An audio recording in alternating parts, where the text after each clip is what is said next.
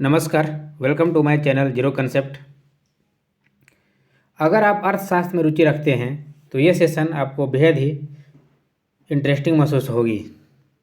आपको ये जानकर बहुत हैरानी होगी कि भारतीय रुपया अब ग्लोबल करेंसी बनने जा रही है। जी हाँ, सही सुना आपने।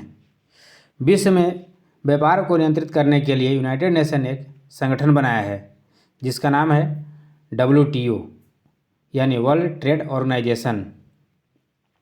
तो WTO का कहना है कि अगर आप किसी भी तरह का अंतर्राष्ट्रीय व्यापार करना चाहते हैं तो आपको उसकी पेमेंट SDR में ही करनी होगी।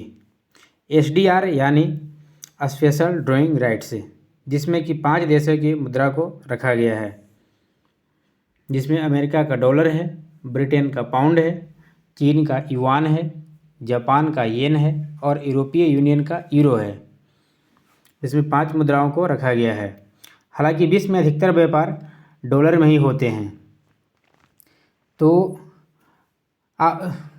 आपको डॉलर में व्यापार करने के लिए पहले तो आपको अपने करेंसी से डॉलर खरीदना होगा।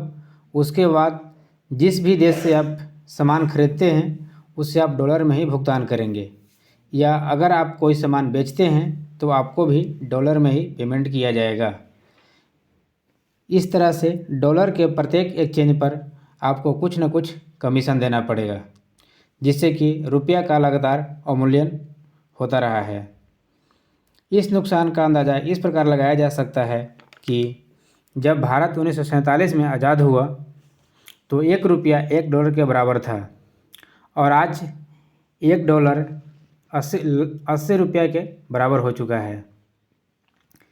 विश्व पटल पर रुपया की स्थिति मजबूत करने के लिए RBI ने एक बहुत ही बेहतरीन पॉलिसी तैयार की है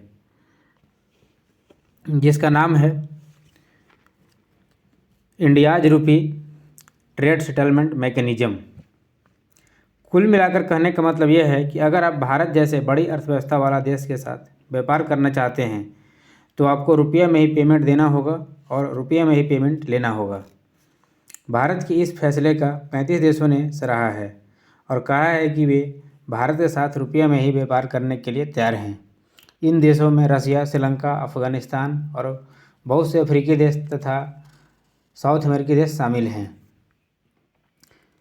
भारत का इस प्रकार आने वाले सालों में देखेंगे कि भारत का रुपया ग्लोबल करेंसी के रूप में विश्व पटल पर अपनी मजबूत पकड़ बना पाएगी। उम्मीद करते हैं आपको ये सेशन पसंद आया होगा।